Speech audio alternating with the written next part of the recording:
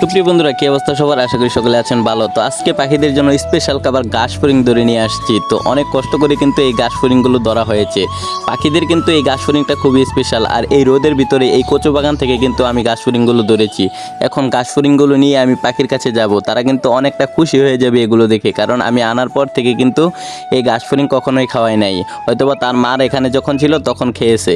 দেখুন ঘাস ফড়িংগুলো দেখে শালিক পাখিগুলো একদম পাগল হয়ে গেছে। আর আমার 3টা শালিক পাখিকে আজকে ঘাস ফড়িং খাওয়াবো। দেখুন একটি শালিক পাখি ছেড়ে দেওয়ার সাথে সাথে আমার কাছে চলে আসছে, আর একটা দূরে আসতেছে। তো এই দুটো পাখি একসাথে হলেই কিন্তু আমি ঘাস ফড়িং খাওয়ানো স্টার্ট দেবো। দুটো পাখি যখন একসাথে হয়ে গেছে, তো এখন আমি ঘাস ফড়িংগুলোকে বের করে তাদেরকে খাওয়ানোর চেষ্টা করব।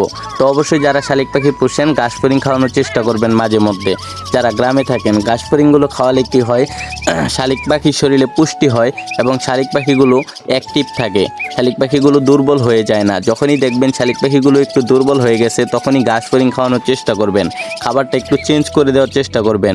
আমি কিন্তু শালিক পাখিকে ব্রয়লার ফিড খাওয়াই, কিন্তু আজকে হঠাৎ করেই আমি শালিক পাখিগুলোকে ঘাস ফড়িং খাওয়ানোর জন্য চেষ্টা করতেছি। কারণ হচ্ছে শালিক পাখিগুলোকে ঘাস ফড়িং খাওয়ালে মাঝে মধ্যে শালিক পাখিগুলো রোগ বা বিভিন্ন অসুখ বিসুখ থেকে কিন্তু তারা দূরে থাকবে এবং কি পাখিগুলো অ্যাক্টিভ থাকবে, চঞ্চল থাকবে।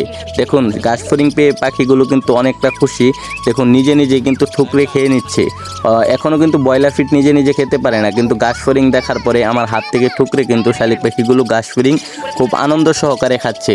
তো অবশ্যই মাথায় রাখবেন, যারা শালিক পাখি পোষেন খাবারটা মাঝে মধ্যে একটু চেঞ্জ করে দেওয়ার চেষ্টা করবেন, তাহলে শালিক পাখিগুলো ভালো থাকবে, সুস্থ থাকবে। আর ঘাস ফড়িং খাওয়ালে শালিক পাখিগুলো একটু দ্রুতই বড় হয়। ব্রয়লার ফিডের পাশাপাশি চেষ্টা করবেন ভিন্ন খাবার খাওয়ানোর জন্য। তো আমার পাখিগুলো মাশাআল্লাহ 10 দিনে অনেক বড় হয়ে গেছে।